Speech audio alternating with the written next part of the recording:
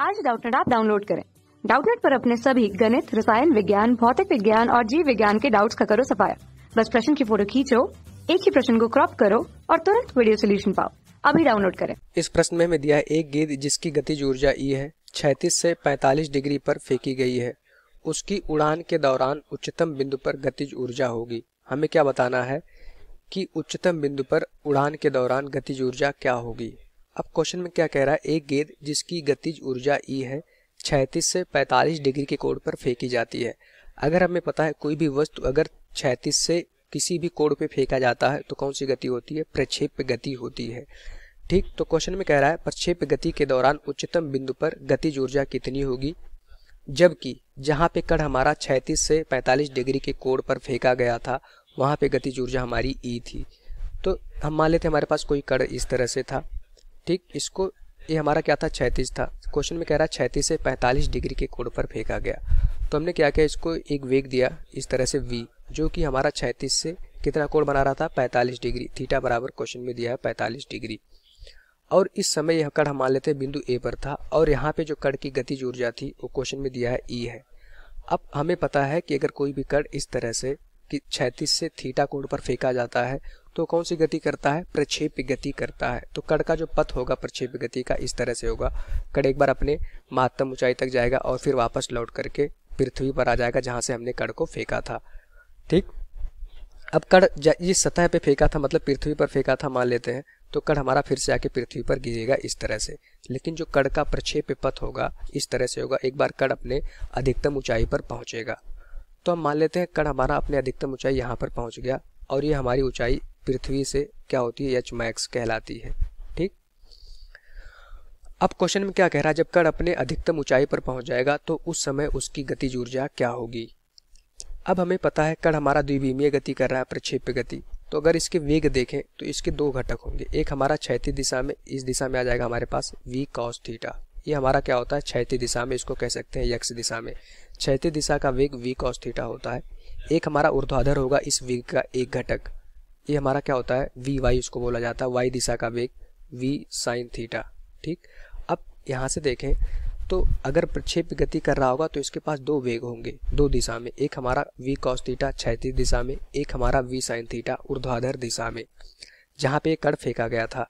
लेकिन हमें पता है इस ऊर्ध्वाधर दिशा में हमारे पास जो गुरुत्वीय त्वरण होता है, अगर इस क्षण देखें कण हमारा यहाँ पहुंचा था, इसका जो वेग ऊर्ध्वाधर दिशा में होगा v sin थीटा होगा ऊपर की तरफ, गुरुत्वीय त्वरण g नीचे की तरफ लग रहा होगा। और इस क्षण कण का जो क्षैतिज वेग होगा v cos थीटा होगा। चूंकि यहाँ से हम देख पा रहे हैं क्षैतिज दिशा में हमारे पास कोई भी त्वरण नहीं है। ठीक, क्षैतिज दिशा में, इस दिशा में हमारे पास त्वरण क्या है, शून्य है। तो वेग हमारा जो क्षैतिज दिशा का है वो हमारा क्या रहता है, नियत रहता है प्रक्षेप्य गति में। जबकि ऊर्ध्वाधर दिशा में देख पा रहे हैं वेग और त्वरण दोनों एक दूसरे के विपरीत दिशा में है, तो लगातार वेग हमारा घट रहा होगा। जैसे ही कण हमारा बिंदु ए से, मान लेते हैं उच्चतम बिंदु हमारा बिंदु बी था, ए से बी की तरफ जा रहा होगा तो वेग और गुरुत्वीय त्वरण दोनों एक दूसरे के विपरीत दिशा में होंगे, तो वेग लगातार घट रहा होगा और उच्चतम बिंदु पर कण का जो ऊर्ध्वाधर वेग होता है vy का मान शून्य हो जाता है। ठीक, लेकिन उच्चतम बिंदु पे कण के पास जो वेग क्षैतिज वेग रहता है वो हमेशा नियत रहता है v cos थीटा।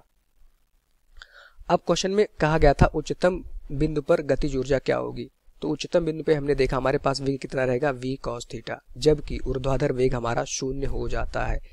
जब कण हमारा बिंदु ए पर फेंका गया था उसका वेग क्या था, v क्षैतिज से थीटा कोण बना रहा था, तो उस समय कण की गतिज ऊर्जा क्वेश्चन में ई दी थी।